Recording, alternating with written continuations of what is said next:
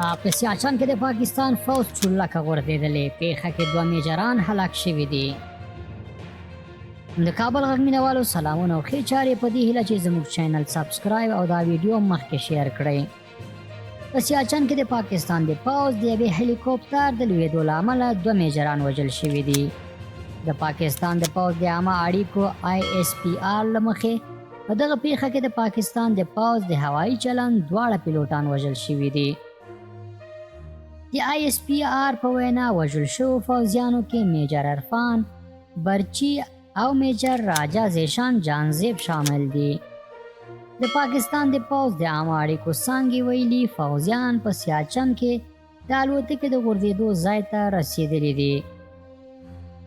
ګرانو مینوالو که دا راپور مو خوښ شوی وي د ورته راپورونو لپاره زموږ یوټیوب چینل سبسکرایب او دا ویډیو مخکې له نورو سره شریکه کړئ.